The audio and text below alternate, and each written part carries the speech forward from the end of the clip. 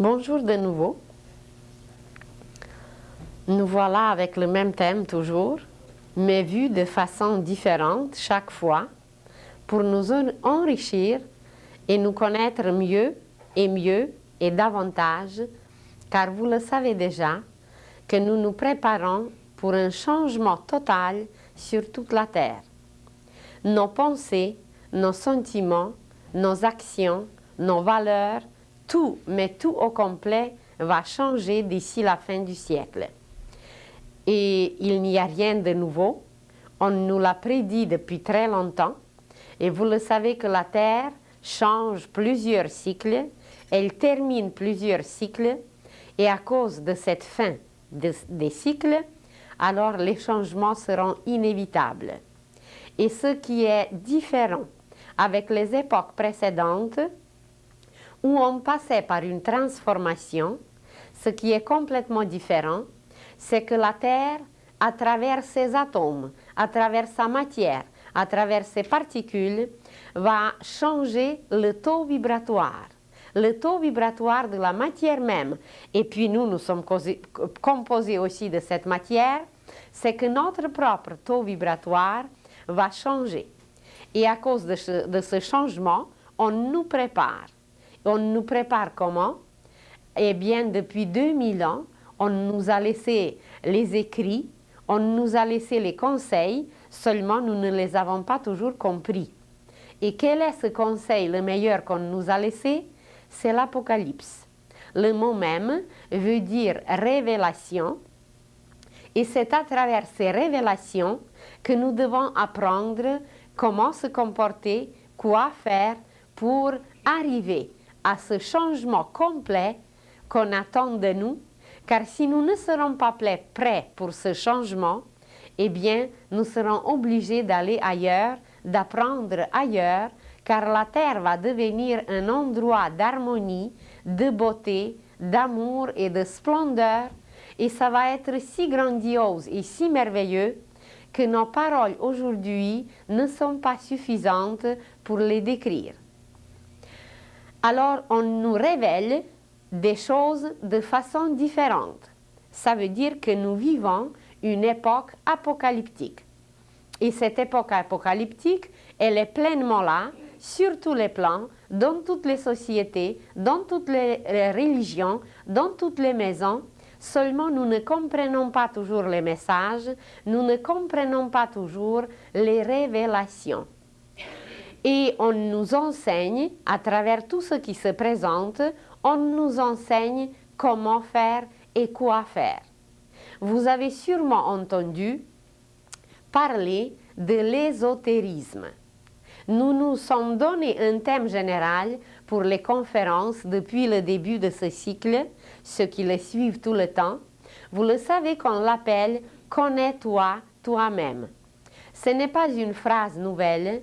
Déjà à l'époque grecque, elle était inscrite sur un temple à la ville de Delphes et Socrate a pris cette phrase comme devise. Et depuis, elle reste toujours valable et toujours actuelle, car nous ne nous connaissons pas plus aujourd'hui qu'à l'époque grecque.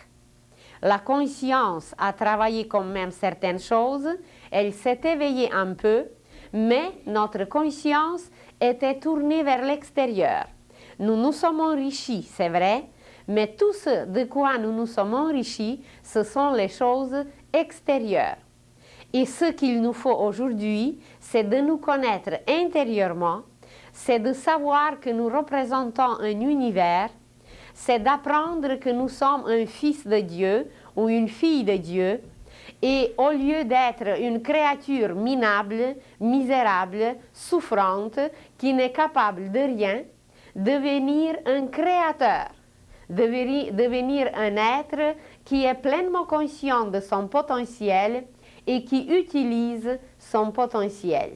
Nous sommes encore à l'état enfantin, exactement comme un enfant qui va devenir génie, qui va devenir un saint, qui va devenir un grand initié ou un grand maître, mais quand il est enfant, il n'a aucune notion de ce qu'il va devenir.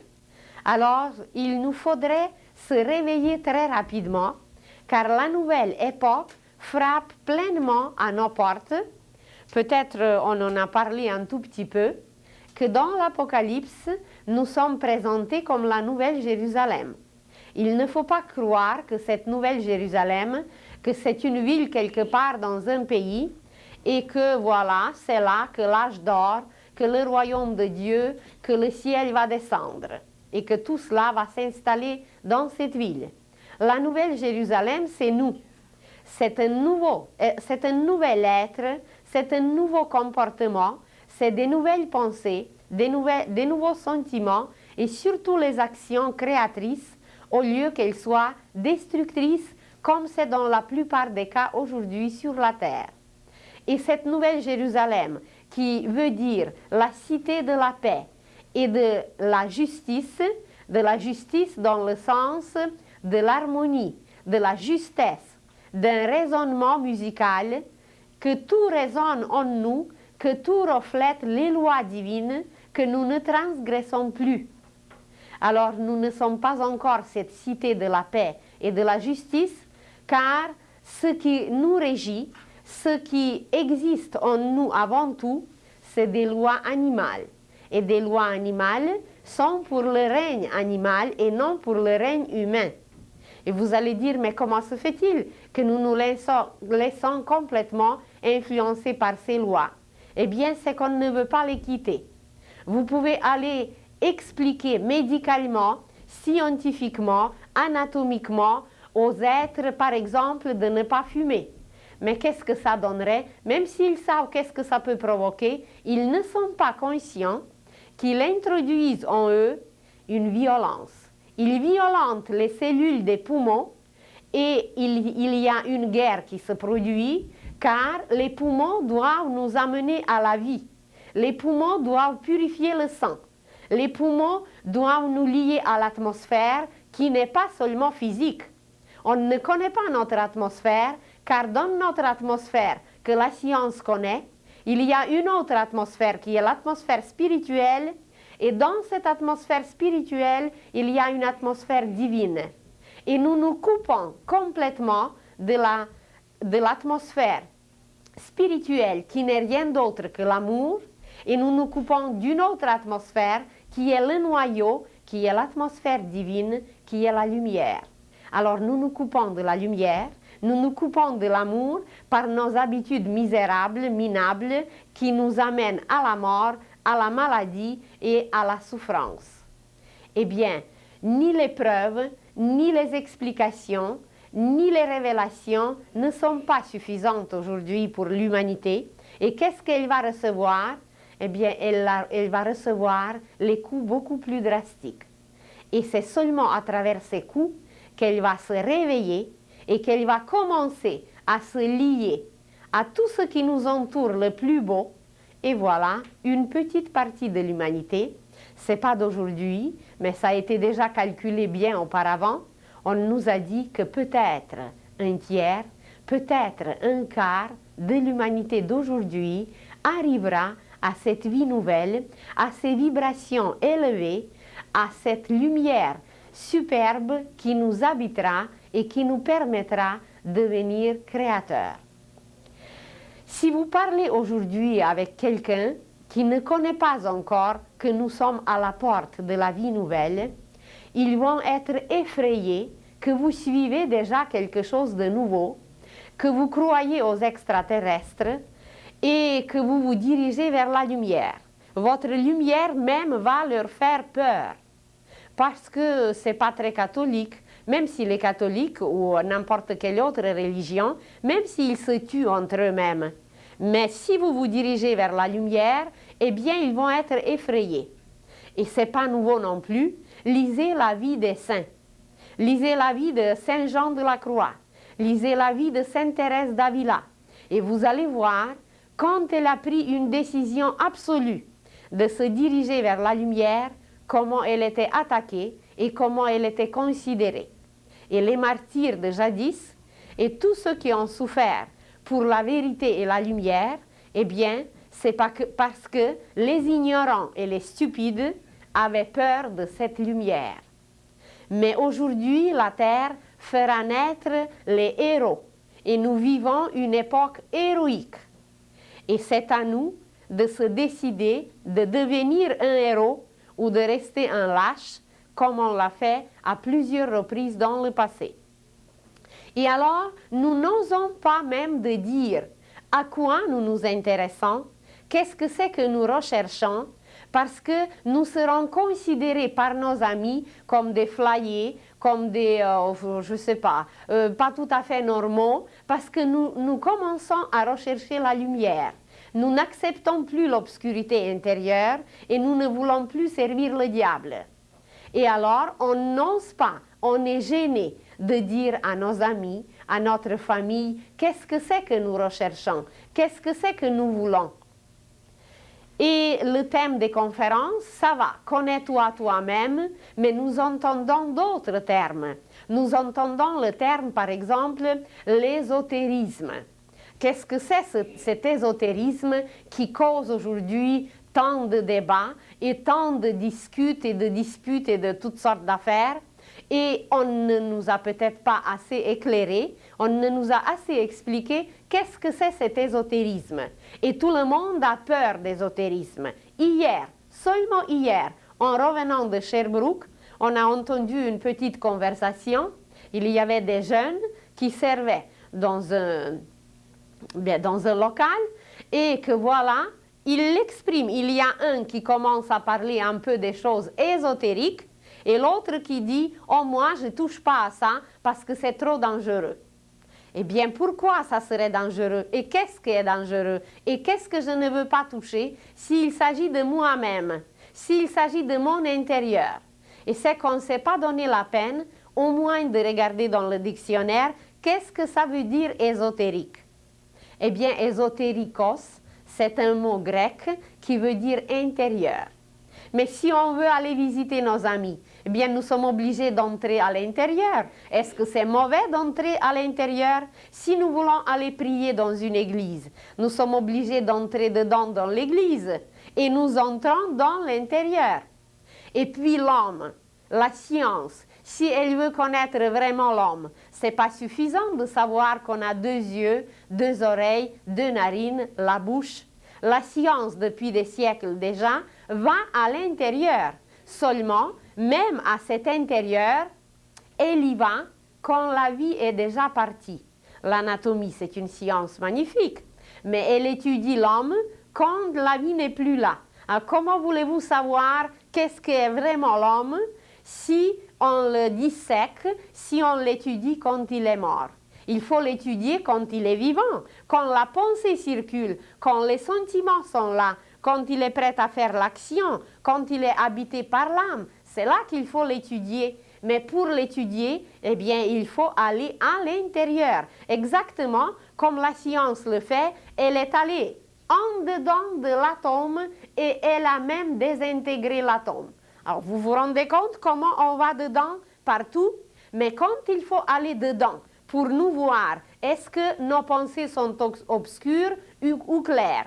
Est-ce que je désire à mes voisins quelque chose pour qu'ils s'en aillent au diable ou que je leur désire de trouver la lumière? Qu'est-ce que c'est qui m'habite? Mais moi, j'aimerais savoir. Alors, quand on commence à s'intéresser, c'est quoi mes pensées? Comment sont-elles? Positives ou négatives? Parce que peut-être on s'est aperçu que ce positif attire le positif et que ce négatif attire le négatif. Pourquoi on ne s'arrête pas au moins sur la sagesse humaine populaire qui est là depuis des siècles? Il y a une expression populaire qui nous dit « ce qui se ressemble, s'assemble ». Eh bien, si les pensées positives se ressemblent, eh bien, c'est qu'elles s'assemblent. Si les êtres lumineux se ressemblent, c'est qu'ils s'assemblent. Allez envoyer une brebis parmi les loups et vous allez voir le résultat. Ou envoyer un loup parmi les brebis et vous allez voir aussi le résultat. Eh bien, c'est qu'ils ne se ressemblent pas et qu'ils ne s'assemblent pas. Eh bien, par quoi nous sommes habités, nous attirons la même chose envers nous, eh bien, après on souffre. Si nous sommes habités par un brouillard, si nous sommes habités par une poussière, si nous sommes habités par la rouille, si nous sommes habités par la fumée, comment voulez-vous qu'on voit clair? Comment voulez-vous qu'on accomplisse des œuvres cosmiques? Comment voulez-vous qu'on aille visiter le soleil, les planètes, les étoiles qui nous attendent? Il y a des écoles et des écoles à l'infini, et puis nous, on reste ici, minables, misérables, parce qu'on ne veut pas se connaître, on a peur de se regarder tel qu'on est, et puis d'améliorer la situation. On en a parlé du karma, je vous ai dit que supposez que vous avez devant votre porte un tas de fumier. Mais au lieu de vous fermer les yeux et de tourner la tête, ça va sentir mal pareil, ça va rester là. Mais si on retrousse les manches et si on commence à transporter ce fumier sur les champs, là où c'est sa place, eh bien, on aura des fruits et des fleurs qui pousseront. Et puis, ça ne sentira pas mauvais devant notre maison et on aura une satisfaction parce qu'on a accompli un bon travail. Mais ce fumier, il est indispensable parce que sans lui, on n'aura pas de fruits. Évidemment que nous sommes aussi remplis d'impuretés intérieurement. Mais ce n'est pas maintenant en se fermant les yeux et en tournant la tête que quelque chose sera résolu. Et des êtres qui venaient sur la terre et qui sont peut-être là, qui nous entourent, bien, ça dépense certaines énergies. Ils sont peut-être payés par les anges pour venir et pour apporter aux humains des enseignements, pour apporter des révélations. Ça coûte peut-être quelque chose. Et ce sont des enseignants divins qui nous enseignent, et puis nous, on se bouche des oreilles, et on ferme les yeux, et on bouche le nez, et on ne veut rien entendre, même si ça sent mauvais.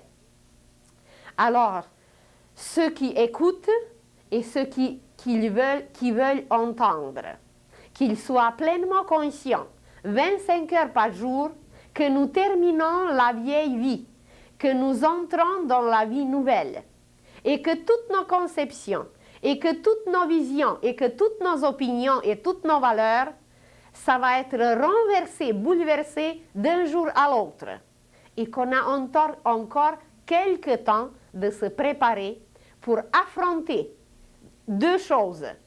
Ceux qui ne sont pas prêts, ils affronteront les catastrophes, ils affronteront les accidents, ils affronteront une confusion totale qui va aller jusqu'à la folie. Et ceux qui vont être prêts, ils vont affronter des choses si grandioses et si merveilleuses qu'il faut vraiment être bien résistant pour les accepter parce que ça dépasse toute notre imagination.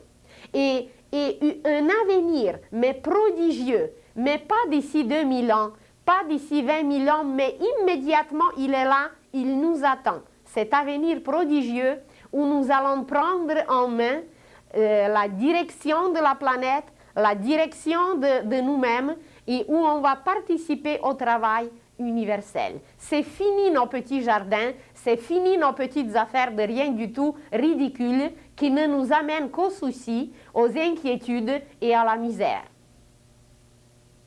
Comme un enfant qui termine un jour son âge enfantin, eh bien c'est fini. Il lui faut changer le vêtement, il change intérieurement, sa voix a subi la mutation et il n'y a rien à faire, il a grandi et puis c'est tout. On ne veut plus le laisser là dans l'état enfantin parce que c'est fini.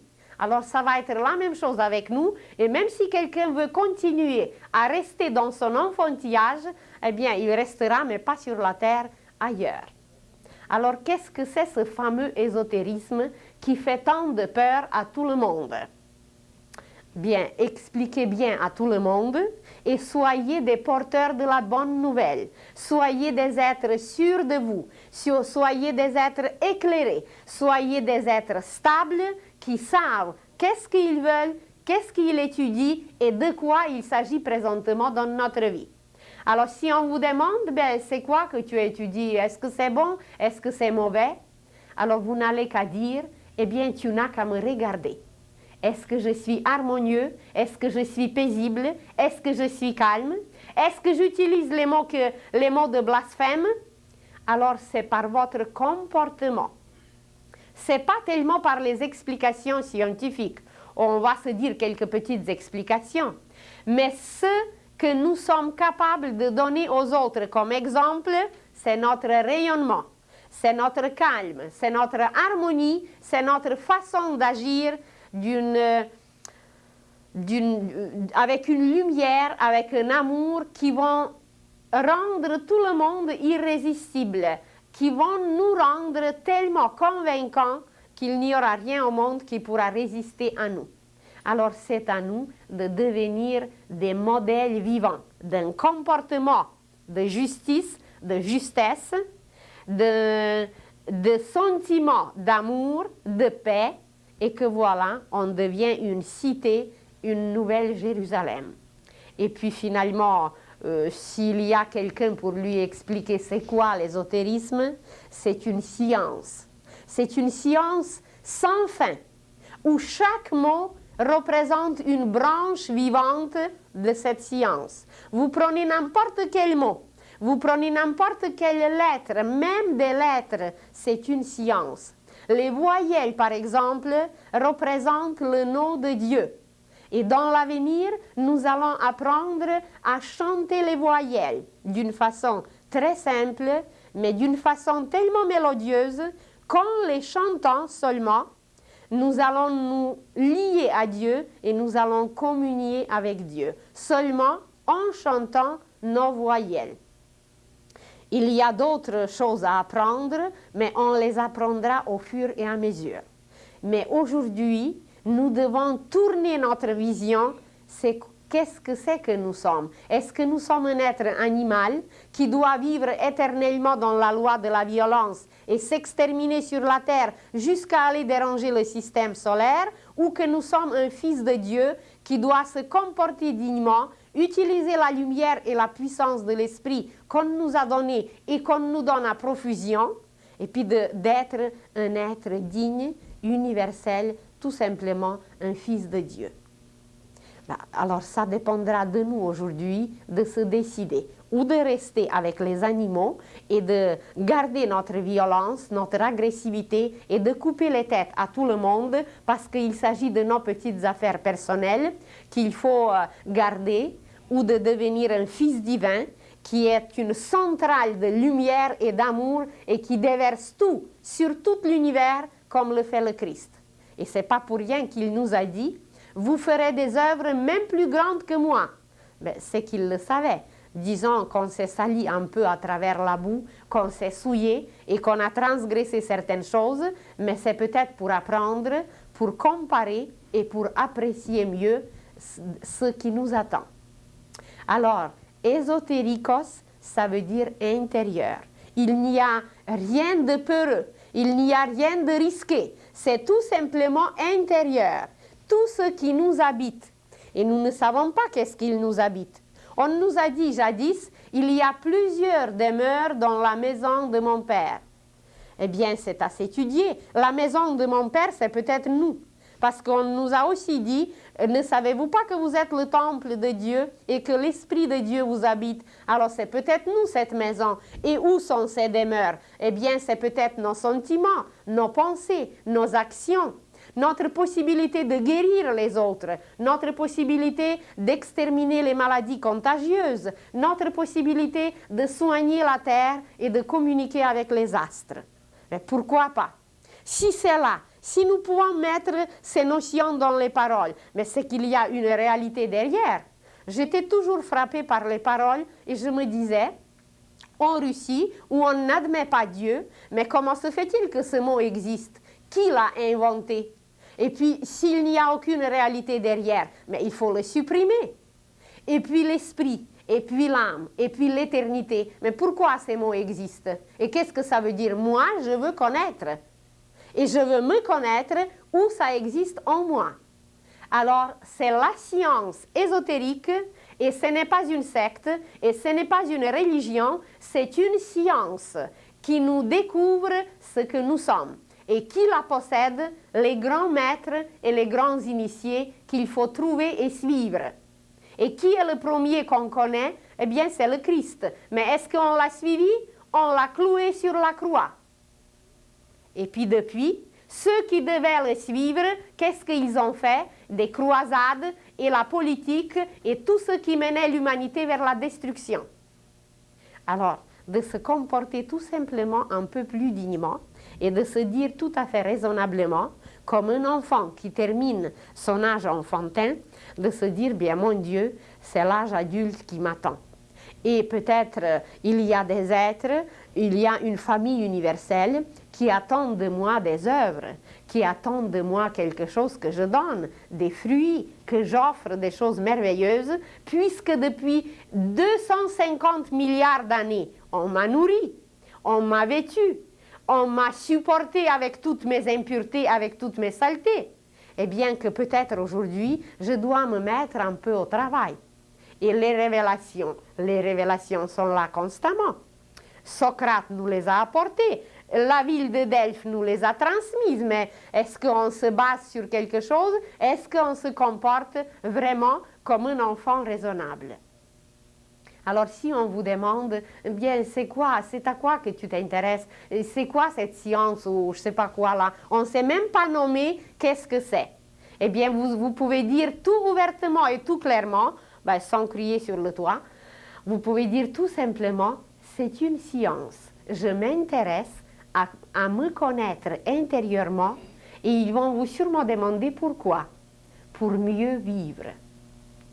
Vous n'allez pas dire tout de suite pour boire l'élixir de vie et pour arriver à la vie immortelle, parce que le vrai but c'est ça, pour se connaître et pour faire circuler en nous la puissance christique qui est l'élixir de vie et qui va nous permettre de vivre éternellement.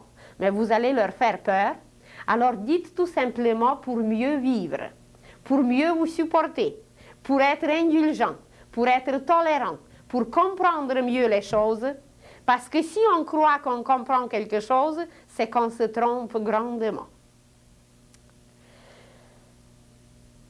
Dans les évangiles, Jésus donne des paraboles. Mais ces paraboles représentent une science. Chaque parabole, c'est une science. Si on commençait à enseigner à nos enfants la parabole du fils prodigue, comment il s'est éloigné de la maison paternelle jusqu'à aller chercher les pourceaux et les pêtres, eh bien c'est l'histoire de l'humanité. Juste dans cette parabole, on a le programme pour des vies et des vies. Pour le système d'éducation avec une seule parabole, parce que c'est l'histoire de l'humanité. Mais est-ce que nous l'avons compris? Est-ce que nous avons pris ce thème extraordinaire pour enseigner quelque chose de merveilleux à nos enfants? Qu'est-ce qu'on leur donne? Des pistolets. Et qu'est-ce qu'on leur enseigne? Comment détruire les autres.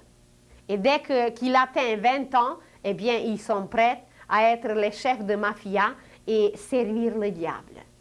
Eh bien, heureusement que cette époque se termine et que les enfants apprendront les vérités et qu'on n'introduira plus en eux le mensonge. Je vous dis juste les Écritures. Il y a une autre parabole, comment Jésus a passé auprès d'un figuier et il lui a demandé de lui donner des fruits.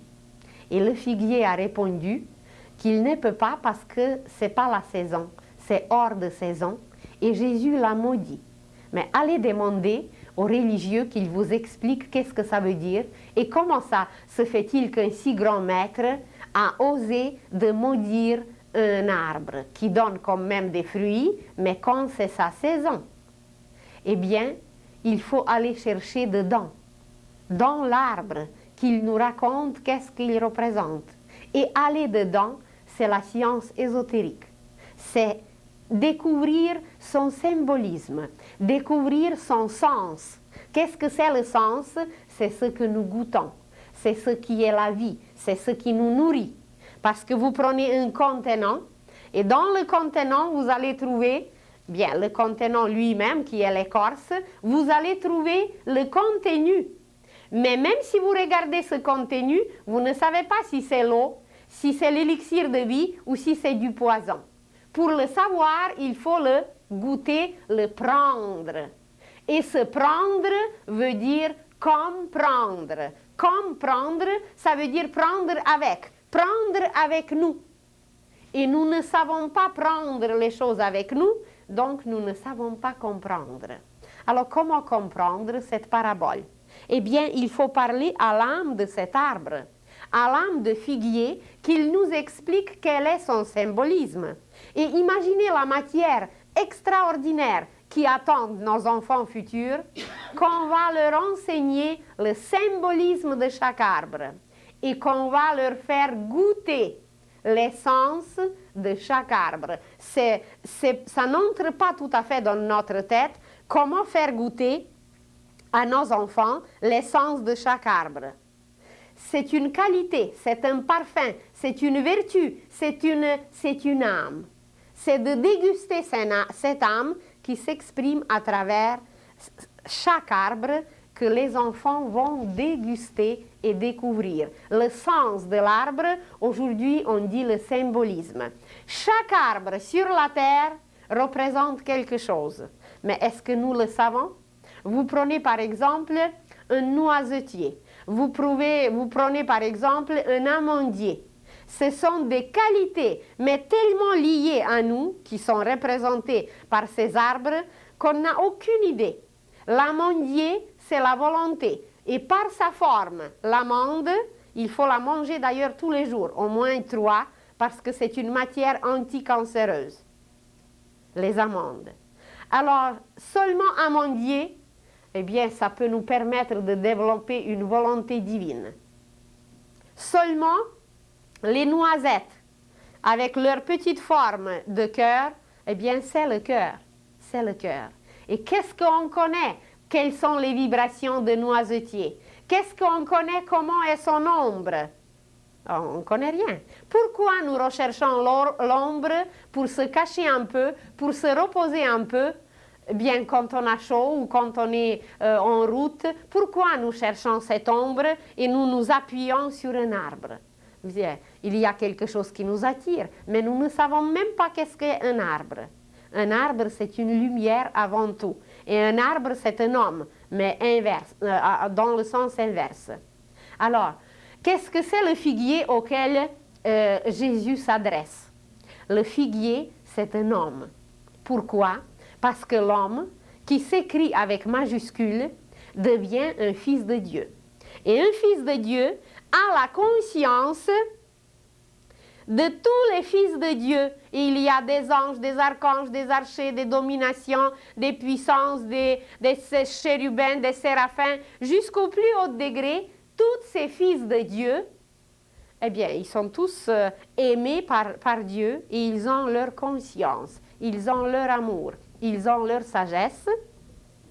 Et le figuier, c'est l'homme qui a atteint cette conscience d'un fils de Dieu.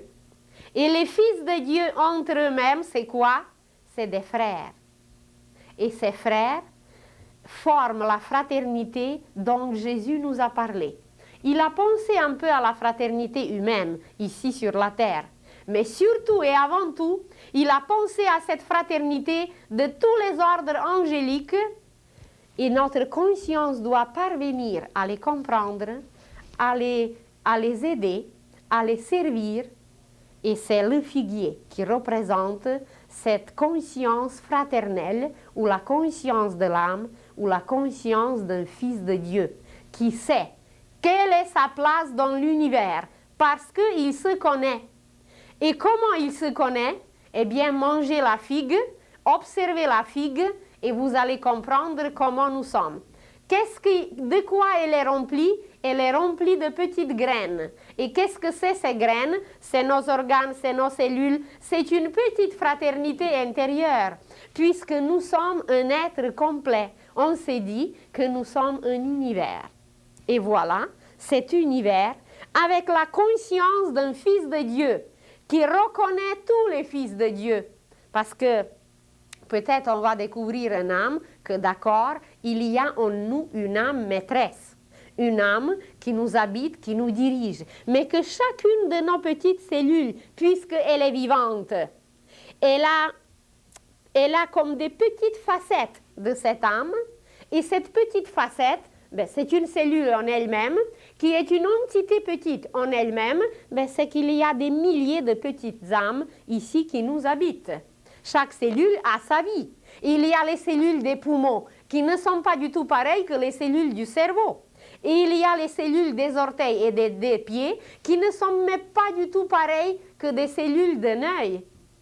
Et comment se fait-il que ces cellules doivent vivre en harmonie et se supporter et s'aider et s'entraider et puis que l'harmonie règne? Parce que dès qu'il y a une moindre inharmonie, c'est la maladie, c'est le désordre, c'est la désobéissance. Eh bien, puisque nous sommes un univers, et puisque nous devons nous connaître, c'est cette conscience d'une figue, ça veut dire d'une petite fraternité, des petites filles de Dieu, des petits fils de Dieu qui habitent tout ensemble et qui travaillent tous ensemble. Vous savez qu'est-ce qu'il arrive quand vous avez des crises de foi? Eh bien, c'est qu'il y a quelque chose en nous qui a désobéi à la loi de cette fraternité, qui n'a pas voulu servir, qui n'a pas voulu faire comme il faut pour aider les autres, et que voilà, eh bien, ça se présente comme une désorganisation, comme une inharmonie, et qu'on souffre. Alors la figue, c'est la conscience fraternelle. Et on va prendre avec le temps chaque fruit. Et les enfants, nos enfants, parce que nous ne voulons pas, mais nos enfants voudront. Nos enfants s'émerveilleront de ces fruits, comment ces fruits sont en nous, comment nous sommes remplis de merveilles, comment nous sommes remplis de symboles et de choses dont on n'a jamais pensé. Et alors nous sommes une figue, un fruit savoureux, un fruit avec le goût sucré, parce que c'est quoi ce goût sucré? La saveur douce, c'est l'amour. Nous sommes un être d'amour, nous sommes un enfant d'amour et on refuse d'aimer. D'aimer qui? Mais nos poumons, notre gorge, notre bouche, puisqu'on prononce des blasphèmes, puisqu'on introduit des impuretés en soi-même, on se violente. Et on entretient la loi de la violence avant tout dedans. Et puis comment voulez-vous qu'à l'extérieur ça s'arrange, puisque l'extérieur nous reflète? Alors voilà. Demandez à qui vous voulez qu'il vous explique n'importe quelle parabole de la Bible, des évangiles, et qu'il vous transmet tout ça comme une science, comme un amour, une religion, et comme un art. Parce qu'à travers ce symbole de la figue et du figuier, qu'est-ce que résulte? C'est que Jésus l'a maudit. Mais qu'est-ce que ça veut dire, maudire? Est-ce qu'on sait nous expliquer? Est-ce qu'on sait comprendre? Eh bien, c'est très simple. C'est que si ce figuier qui représente l'homme qui est créateur, l'homme qui est fils de Dieu, l'homme qui doit se nourrir de lumière sans cesse, parce que cette lumière est là à profusion. Je vous le demande, est-ce que le soleil a manqué une journée? Est-ce qu'il a dit demain, je ne me lève pas et je vais faire la grève? Eh bien, si lui, il ne l'a pas fait, pourquoi nous le faisons? De quel droit nous le faisons si ce maître de notre univers, qui est la demeure du Christ, on ne sait pas encore qu'est-ce qu'est le soleil, et on ne sait pas c'est quoi le cœur du soleil, et que le Christ y habite. Alors, à qui nous désobéissons, nous les bons chrétiens? Eh bien, au Christ. Et puisque nous lui désobéissons, c'est que nous refusons l'amour. Et lui, il est le Fils de Dieu. Mais nous sommes des petits enfants, aussi les fils de Dieu. C'est pas pour rien qu'il a dit qu'on fera des œuvres même plus grandes que lui. Et si nous n'acceptons pas sa lumière, et si nous n'acceptons pas sa puissance, évidemment que nous ne pourrons pas donner des fruits.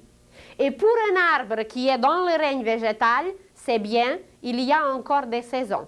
Parce qu'il va évoluer et à un certain moment, il n'y aura plus de saison, il sera obligé de donner les fruits constamment. Et c'est ça que Jésus a demandé. Il a demandé à nous tous, à chaque homme de la terre. Ce figuier, c'est chaque homme de la terre. Est-ce que tu as tes fruits?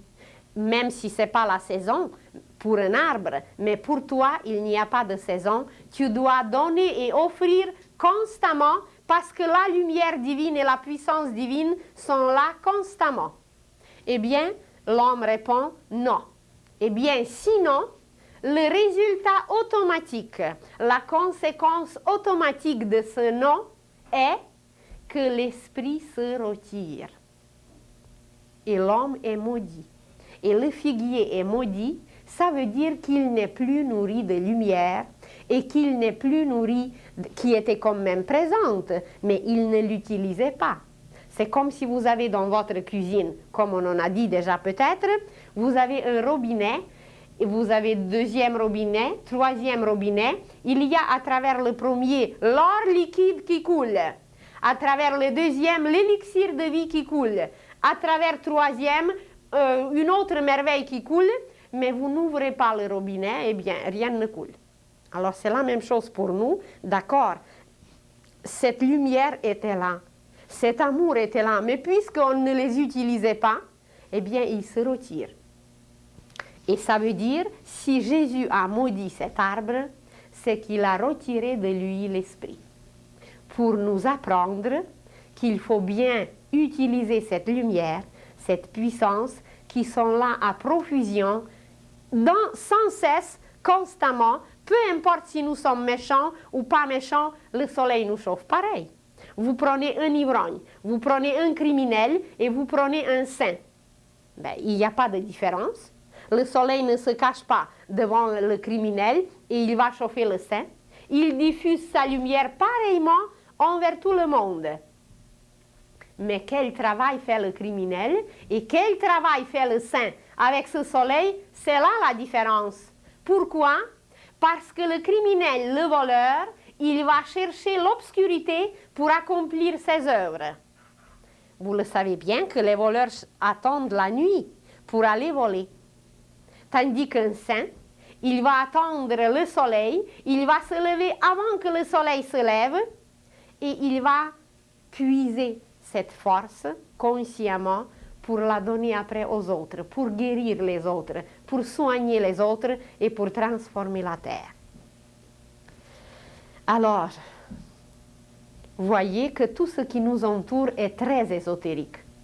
Vous prenez chaque parabole, vous prenez n'importe quelle fleur. Je vous parlerai un jour des roses. Là, on les a assez souvent.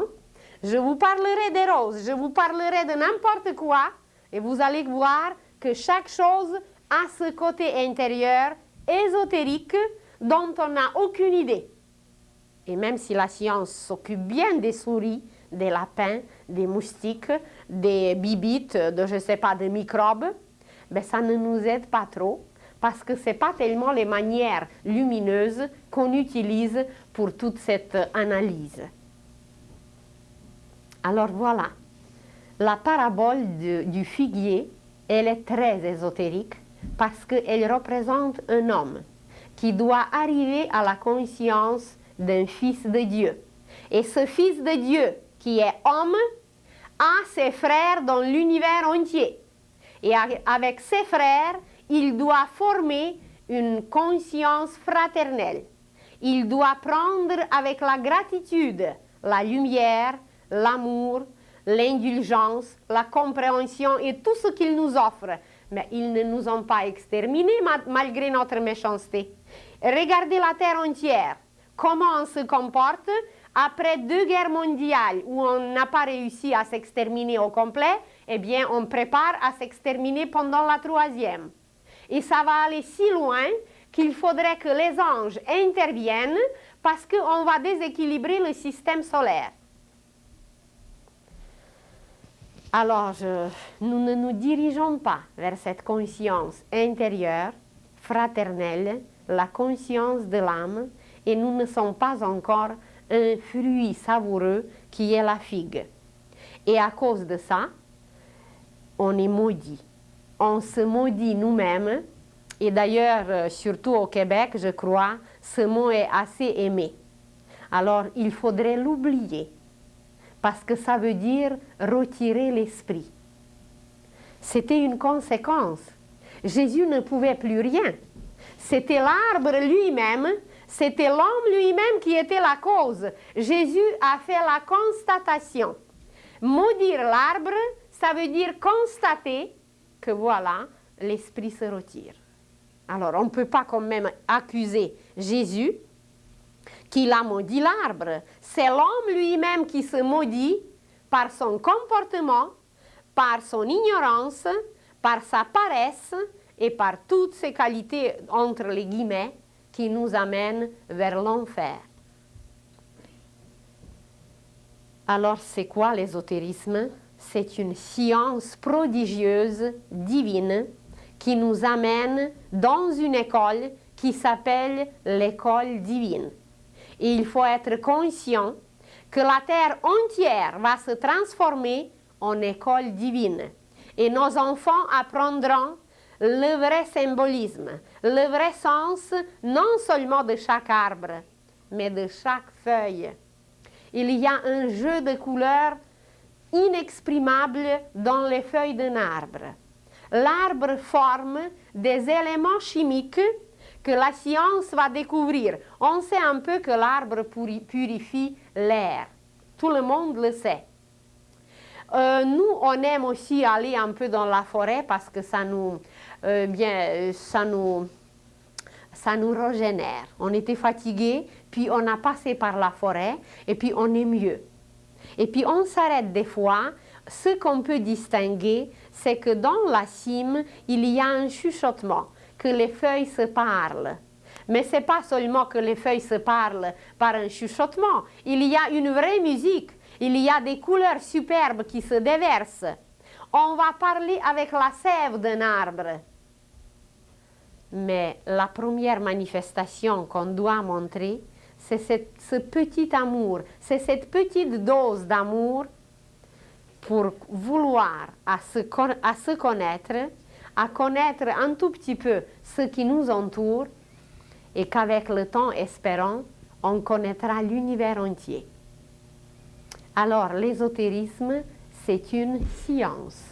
Mais ce n'est pas seulement une science. C'est une science qui n'est pas humaine, c'est une science divine.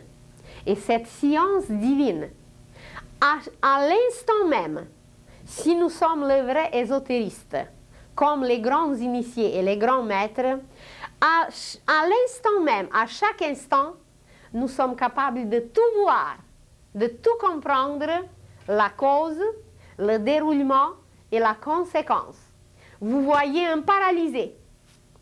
Et si vous êtes un scientifique de la science ésotérique, c'est que vous pénétrez, vous allez voir pourquoi c'est comme ça, vous allez voir immédiatement la cause, vous allez voir comment il a cristallisé, pourquoi c'est ainsi son état, et cette conséquence qui est là, et en plus vous allez voir comment le guérir, comment l'aider.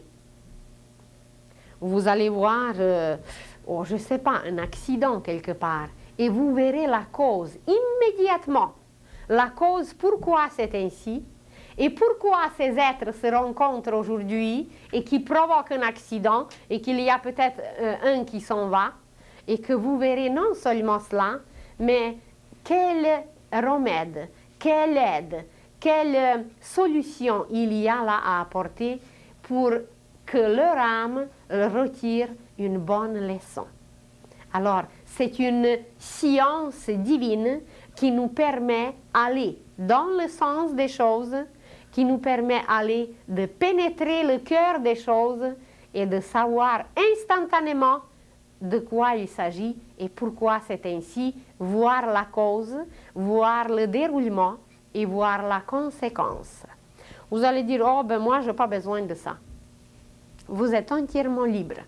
Il n'y a personne au monde, même pas le Seigneur, qui va vous forcer d'aller apprendre et d'aller en dedans de vous-même. Ça, c'est vrai, on a une liberté qui s'appelle, ce n'est pas vraiment la liberté, mais ça s'appelle le libre arbitre. On nous l'a donné, ça fait longtemps.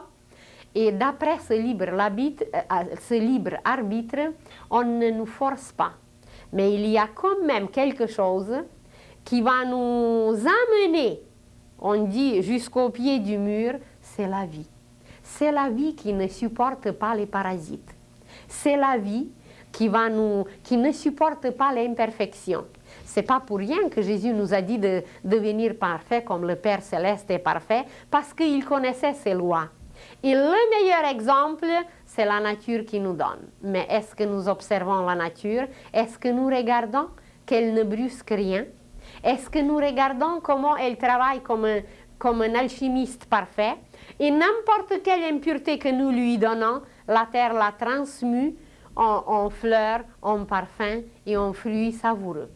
Et nous nous sommes éloignés un peu trop de la nature, des lois de la nature, de la morale de la nature, et nous serons obligés par la vie, c'est la seule qui a le droit de nous obliger, qui nous ramènera de nouveau vers ces lois, vers cette notion, vers ce parfum et vers ce sens de la vie.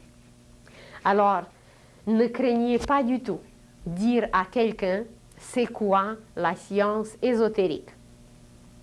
La prochaine fois, on va l'expliquer peut-être davantage parce qu'il y a un autre mot aujourd'hui qui est entremêlé, qui est là et qu'on ne sait pas trop qu'est-ce que ça veut dire. Il y a le mot occultisme qui fait peur aux gens. Mais si vous vous arrêtez pour savoir qu'est-ce que nous fait peur, c'est ce qu'on ne connaît pas. Mais dès qu'on connaît quelque chose, eh bien, ça ne nous fait plus peur. Vous imaginez quelqu'un qui ne sait pas nager. Eh bien, il a peur de sauter dans l'eau. Mais dès qu'on a appris à nager, est-ce qu'on a peur? Au contraire, on adore ça. Vous imaginez quelqu'un qui n'a jamais connu l'hiver. Eh bien, de passer un hiver, ben, c'est fatal. Mais dès qu'il a appris comment se protéger, dès qu'il a appris quoi faire et comment se préparer, eh bien, il n'a plus peur. Alors, pourquoi nous avons peur de l'ésotérisme?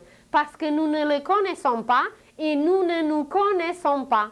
Puisque c'est nous-mêmes intérieurement, eh bien, c'est que nous avons peur de nous-mêmes. Et comme personne ne nous a expliqué, même pas qu'est-ce que ça veut dire, bon, les encyclopédies, c'est comme ci, comme ça, eh bien, on a peur. Hier même, je vous dis, j'avais une conférence à Sherbrooke et en revenant, j'entends ce jeune homme parce qu'il y avait des belles images là et puis quelqu'un a dit « Oh, ben, elle s'est déjà réincarnée. » Oh, lui, il dit « Oh, non, non, moi, je ne touche pas ça parce que c'est trop dangereux. » Il a raison. S'il ne connaît pas, c'est dangereux. C'est comme si de sauter dans l'eau pour celui qui ne sait pas nager. Alors, si on vous demande ben, qu'est-ce que c'est que vous apprenez dans votre science ésotérique, ben, répondez, dites, on apprend à nager dans la vie. Pas de, la vie, c'est l'eau aussi symboliquement. Alors, c'est ça que nous allons apprendre, à savoir que nous avons des pensées, à savoir que nous avons des sentiments, à savoir que nous avons des actions, à savoir que de nos pensées dépend le reste. Et quand c'est déclenché par l'action, eh bien, on a déclenché une loi du choc en retour et que voilà la même qualité d'onde, la même qualité vibratoire va nous revenir. Ça veut dire, ça va se rassembler ce qui s'assemble. Alors, qu'est-ce que nous apprenons à nager dans la vie? Nous apprenons à vivre mieux. Nous apprenons à nous connaître. Nous apprenons à devenir le Fils de Dieu. Si ça fait peur à quelqu'un, laissez-le entièrement libre. Il ne faut forcer personne. Laissez-les fumer. Laissez-les cracher, excusez-moi. Laissez-les se détruire. C'est la vie qui les apprendra. Mais s'il y a un petit message à passer, passez-le par votre comportement. C'est peut-être pas à tout le monde, évidemment, que la parole est donnée, que c'est pas tout le monde peut-être qui peut oralement expliquer certaines choses, mais c'est par notre comportement, par notre façon d'agir, de sentir et de penser que nous allons donner l'exemple au monde entier, comme le soleil nous donne exemple. La science va se diriger de plus en plus vers le soleil, parce que c'est la demeure du Christ, mais ils ne le savent pas. La religion non plus, elle ne l'explique pas. que c'est là le Christ. Et ce n'est pas pour rien qu'il y avait des civilisations entières qui étaient liées au soleil, parce que c'était le Christ. Eh bien, comme on ne le sait pas, eh bien, on a peur aujourd'hui. Et les Indiens qui viennent d'ici, de ce sol où on marche, mais comment se fait-il qu'ils connaissaient ça? Bien, parce que peut-être il avait une intuition un peu plus forte qui leur disait que voilà, il y a quelque chose de vivant. Il n'y aura pas de lumière, il n'y aura pas de chaleur et il n'y aura pas de vie s'il n'y avait pas de cet astre lumineux qui représente le Christ, qui est la demeure du Christ. Alors, on apprend à nager dans la vie et à connaître la divinité de l'amour. Et cette divinité de l'amour, c'est le Christ. C'est le Christ qui nous montre sa face à travers le soleil. Voilà. C'est ça l'ésotérisme. Et la prochaine fois, nous parlerons où placer l'occultisme. C'est quoi l'occultisme? Et comment se fait-il qu'on a peur de lui? Est-ce que c'est la même chose que l'ésotérisme ou est-ce que ce n'est pas la même chose? Et pourquoi ça nous fait peur? Et comment expliquer? Et comment savoir être stable, être pleinement conscient et sûr de notre connaissance?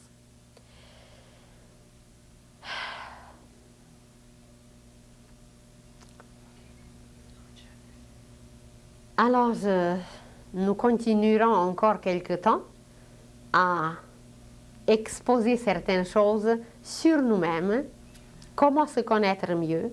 Je crois qu'on a parlé de la structure de l'homme, qu'on a parlé de nos pensées, qu'on a parlé comment reconnaître si elles sont belles ou non. On a parlé de nos centrales énergétiques qui sont les chakras. On a parlé comment on nous amène à se connaître, qui est un chemin initiatique. Initiatique, ça veut dire aller dedans. On en a parlé. Initiation veut dire aller dedans. Et cette science ésotérique, elle s'appelle autrement initiatique parce que ésotérique veut dire intérieur, mais initiatique, aller dedans. Ça veut dire pour aller connaître cet intérieur. Alors la prochaine fois, nous continuerons bien à nous éclairer un peu plus, bien toute cette science abracadabrante qui fait peur à tout le monde. Je vous remercie beaucoup et à la prochaine.